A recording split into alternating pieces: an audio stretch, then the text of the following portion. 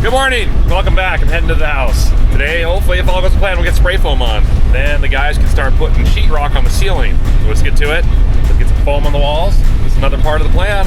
Make it happen.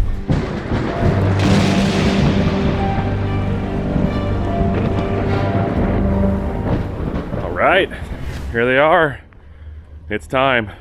Let's get some foam in the house. All right, we just rigged up some scaffolding above the staircase. Unfortunately, this is a 10-foot set, so we can span that, built a shelter to put the casters on, and that way they'll be able to spray foam all this up here. Got the heater going, spray foam trailer is firing up, and we're gonna go into town here in just a minute. So here's our gun. Look at that, that's cool. So it combines two agents to make the foam, and then when they combine, it's what makes it rigid and hard. So 2 inches is gonna go across to all these exterior walls. And that'll really tighten stuff up, as well as add quite a bit of R value. Then they're gonna throw bats on top of that too, which will be the final R value added. That's what I'm talking about. That's a big old generator for this thing. Isn't that awesome? All right, here we go. You can just pull them off like that? That's crazy. Look at that. It feels like rubber. That is cool. He's getting it set up, so he's got to get the chemical ratio all set correctly, just like mixing paint and whatnot. And once he's got it how he likes it, then he'll do it. That is cool. A little sticky.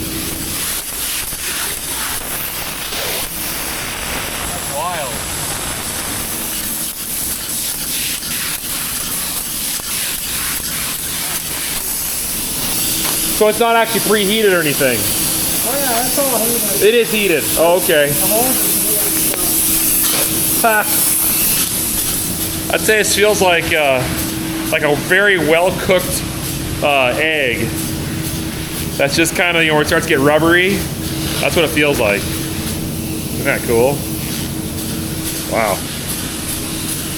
And now there is why you do the wiring before you spray foam. Everything's got to be in the walls before, otherwise you're going to be in trouble.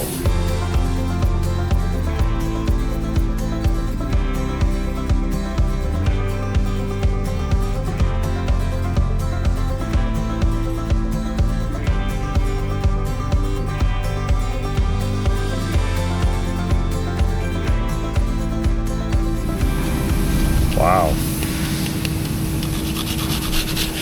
That's pretty good. See how it locks these studs together like that? No flex. When the wind blows, not moving.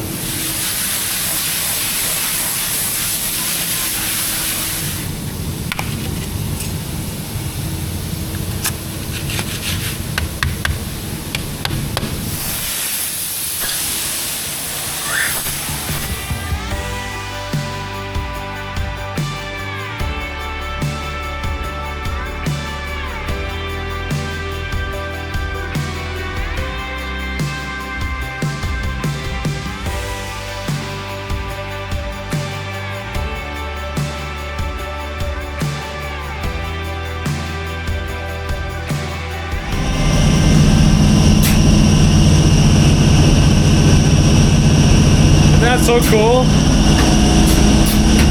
They told me it's a 50-50 ratio between that one and that one. That's basically a resin. That's the good stuff that actually makes it happen. And these machines, they pressurize it with the cylinders in here up to 1500 PSI. Right there, see that? So it's pumping 1500 PSI through 2 lines, and air through that line that wraps around out.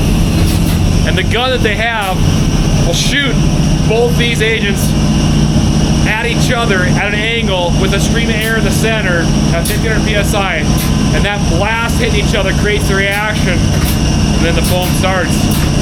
Pretty wild stuff. Evan built this thing himself, the whole trailer and everything. He designed it. Farm boy from not far from here, so this is his gig. Pretty cool operation. But yeah, pretty amazing. Every one of these barrels is $1,500. And each one of these machines run about $40,000 to $60,000 per machine. But at the end of the day, the amount of foaming he gets done with this thing and the amount of energy savings of foam in these homes over their lifetime, it's well worth it. It's up front, it's expensive, but down the road, you won't regret it. It's pretty cool. And we had to keep heat in this trailer all night, because if you let these barrels get below, like, I don't know, 40 or 30 degrees Fahrenheit, you got a lot of problems the next day. So we kept both these heaters running, kept this about 70 degrees in here, so that way first thing in the morning we're ready to roll. Evan's finishing up the bolt. Let's go downstairs and find out where this hose goes.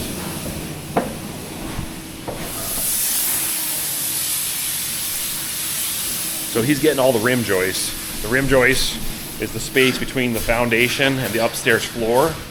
Right along that, that's exposed to outside air. So the ICFs obviously have got well over 4 or 5 inches of foam combined from both sides. So that's all insulated, but that little spot right under there, he's got a spray foam on, and that's good. Just one more spot to keep the cold out and the heat in. More really actually the heat in, because the cold never comes in, it's just the heat leaves. Make sense? Yeah. All right, well, all the guys are spray foaming. I went ahead and kicked on the in-floor heat boiler for the first time. And so far, things are moving. This is warm, so I've got heat going to the pumps. Pumps are running up to the zones. Both these manifolds are warm. That's cold. Cold's coming back into here, run through the screen, back up into the boiler, and got warm exhaust and cold intake. I guess we should go outside and see if we can see some exhaust going out the top. Let's take a look. I don't see anything, but it's warm, so it's working. It's a good time to get this running because, well, this is the last week of our crazy warm record winter we've had. Never been this warm in my lifetime this time of the year. And it's been a huge blessing when it comes to building a house. Not so good when it comes to getting moisture on the ground for next year's crop. But next week's supposed to get down to -10 Fahrenheit. It'd be a great time to make sure this system's rolling to get these slabs warm, so that these guys, when they're in here working, aren't freezing their toes off. So far we're sitting at 81 degrees Fahrenheit. I'm guessing that is the temperature of the fluid coming out. 72 BTUs an hour, 1,000 BTUs an hour, so that's good, 72,000 BTUs an hour. I have not messed with this a whole lot, just a little bit here and there, so probably I'll change some of the settings eventually here as I fine tune it. Good, let's see what happens. We'll know if the slabs are warm in about 10 hours. Did notice one thing, so our pressure for the zones was right around 10 PSI. It was 15, but it dropped down to about 10 just probably because the slabs are cold. It's bounced back up to almost 15 now with that increase in heat. So the molecules are starting to spread apart, which is causing pressure, which is good. Another fun thing to see. Oh, I got a leak though. What is that about? Water. That is one thing I have not done yet, which I probably should do. I got to get the drain hooked up for all the water that's condensing out of this high efficiency unit. It's got to go down into here just like that one is off this furnace. See, it comes around. Real simple, it's got to plumb it down, over, down, but for now, I'll put a bucket there until I get that figured out. That's a good sign. Things are working. Efficiency. Efficiency. They are just wrapping up the last of the spray foaming. This is yesterday's work. They got me like 4.5 inches there and 2.5 there and 3 there. That's got to be tough getting it all right. It looks good. They did a great job. It looks great. So I will plan on sheetrock probably next week, but they're going to come back with some fiberglass bats and they'll bat the rest of this to finish the R value. And I see I got a wire there. I'm trying to remember what that one was for. Lights. I'll figure that out.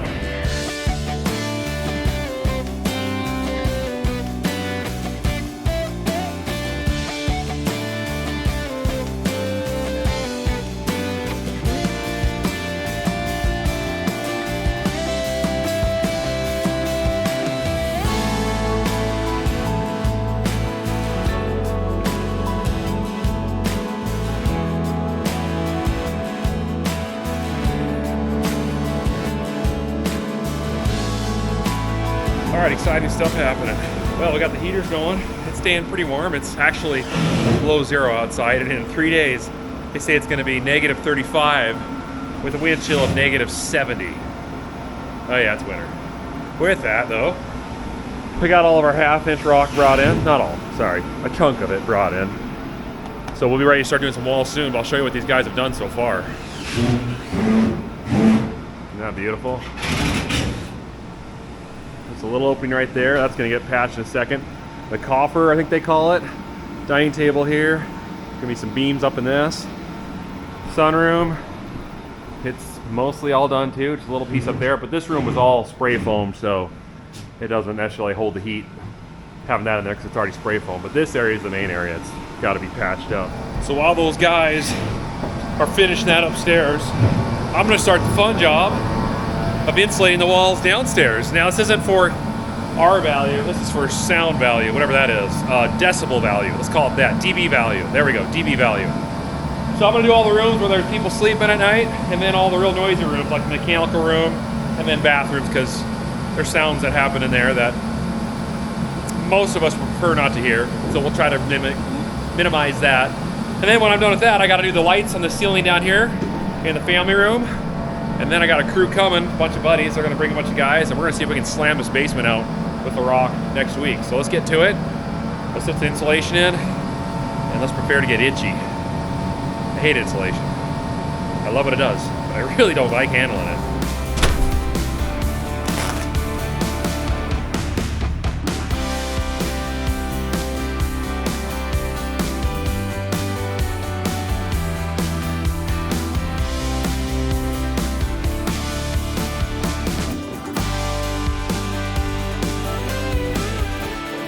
Part of our design had the upstairs bathroom right up against the master bedroom. This is the tub. And that's gonna make a lot of noise when someone's showering. It's just kind of the way it worked out, but with this insulation in the wall, shouldn't have a problem being able to sleep in here with someone taking a shower in there. That's why we're doing it.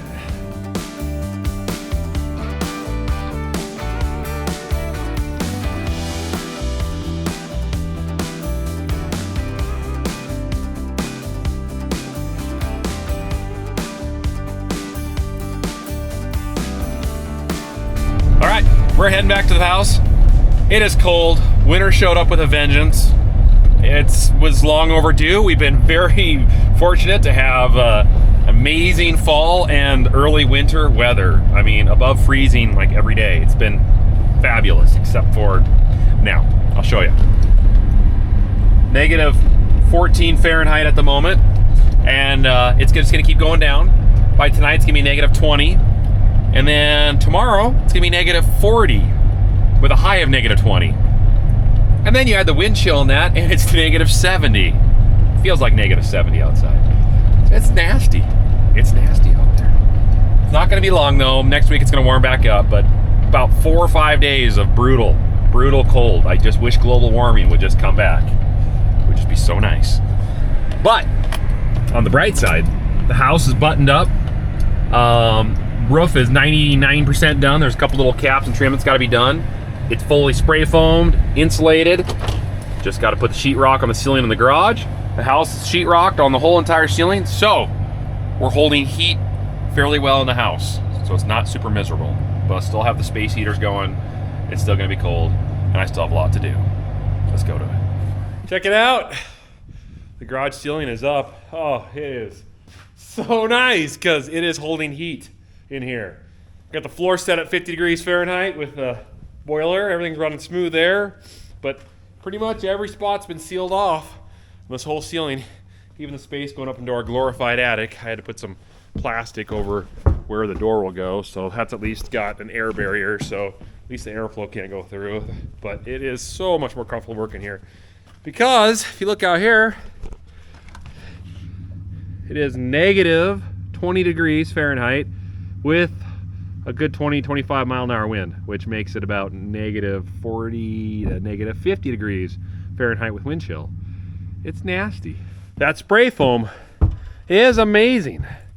So I just happened to stick my hand in this corner, and somehow they missed spray foam in this corner here. As you can see, I filled it full of some cheaper foam, And there's bad insulation stuff in there too. And I'll do some more to this spot when I'm done. But I stuck my hand in, I was like, man, it's icy cold. Then I put my hand on this side where there's spray foam and it feels not cold at all. I mean, it's amazing. That spray foam just absolutely sealed off any airflow in the cold too. So it is well worth every penny you spent on that. A lot, but it's gonna make this house so tight. So tight. Yeah, I love it. Oh, it's minus 30 outside. And it's gonna get colder, minus 40 tonight. And we already have our first almost casualty. This is our beautiful 8-foot door. And you can't open it. Hear that? Listen to that. That just makes me cringe like I'm gonna break the door. No, I'm not pulling very hard on it. I'm being very gentle. But it is frozen solid to the wall there. Probably wouldn't be if the house was warm enough. I mean, as you can see, it's probably not even above freezing upstairs in here. I just got here. So we're gonna crank the heat at it. Let it blast this area with hot air. We'll see if we can get that to thaw and get that door open. Joys of winter. And another milestone was hit. First piece of 1/2-inch sheetrock on the walls. Right there. Going up. So the guys will get here soon and they're gonna start the process of wrapping these walls. And my anxiety just went up about 5 notches because I'm going, I hope everything is ready for that sheetrock. Because if it's not, I should take some pictures.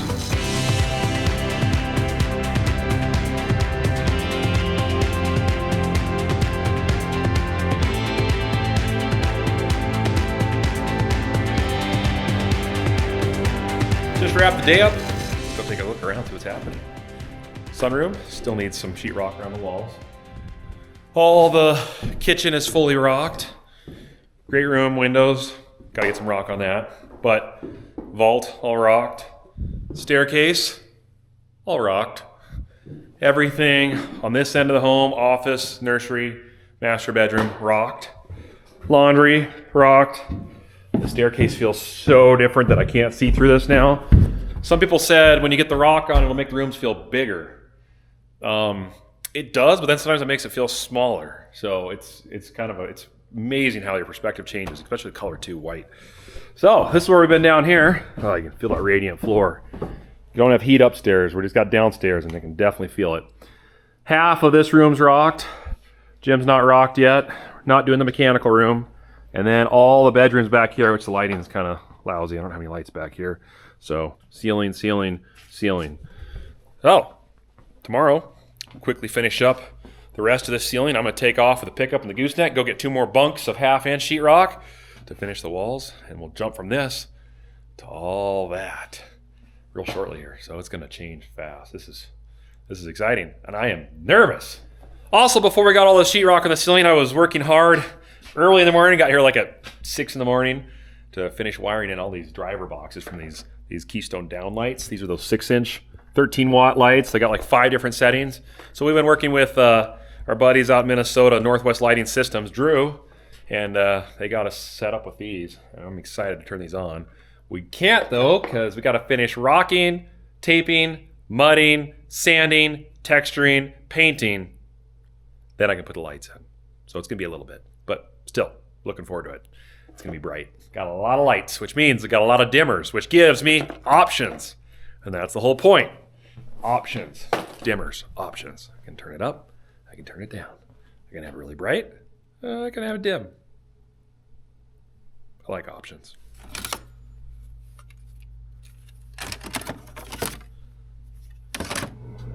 Can you hear it running?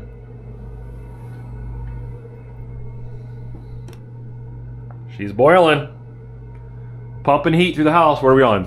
Oh, zone 2 is cooking right now. Zone 2 is garage, which is this one, which I have set at 40 degrees Fahrenheit, which is this pump. So right now, it's heating this up nice and hot, and it's going there, there, up in those, all the way around the whole floor, back down, and through here, here, over here, back into here. I love it. And I put a camera here because I'm nervous.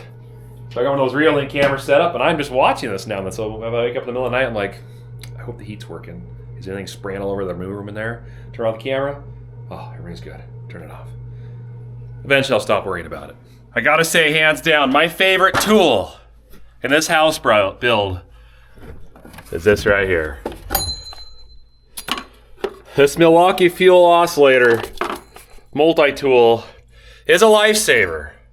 I don't know if you guys have ever used one of these. There's a lot of them out there, but oh, check this out. So the HVAC guys weren't able to finish some of the ducting in this before we started sheetrocking. It's just how timing worked out. The temperature went to -35, -40. They were super busy keeping people's houses warm because that's way more important than this. So I'm just finishing their job here by running this duct into this wall, which goes underneath the sunroom, which is going to heat the sunroom. And we need that done so we can finish sheetrocking this. The guy's going to be here any minute, and they'll be done with this in the next couple hours. So I'm going to try to get this done. But to cut these holes, look at that. How do you cut those holes? Let's turn the light on in here. See? Big old hole saw. I don't have that. I don't have a cordless sawzall. And plus, there's not a long enough gap there to get a sawzall on there. But this thing, look at this. I got to punch this last hole all the way down there. It's super easy. I just take this, go in, and just do one touch at a time.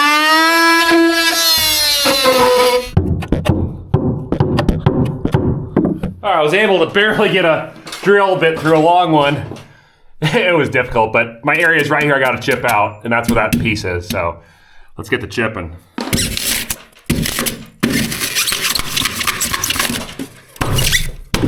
There, all right.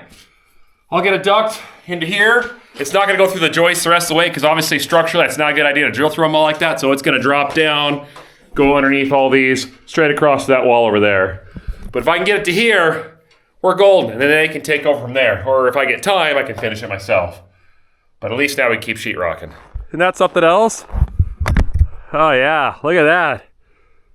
Sun, the rainbow there, rainbow there. A lot of ice crystals in the air today. It's -10 out right now Fahrenheit, and it is cold. And it's warm inside. Let's get in there. Remember, the whole theme of this house is views, aka sunroom. Views. Lots of windows up high. And hopefully see the sky and beautiful mountains and animals running around in fields. All of that. And away from the wind. All right. You know what time it is. Time to cut some holes. 6-inch. Got my hole saw, my Milwaukee, and my dust cover just broke. Brand new. Brand new. Had this thing on there, just barely fell and busted the top off. So now I either gotta improvise or I gotta deal with dust all over me when I'm cutting these out. But at least it's a nice perfect circle. Let's get to work.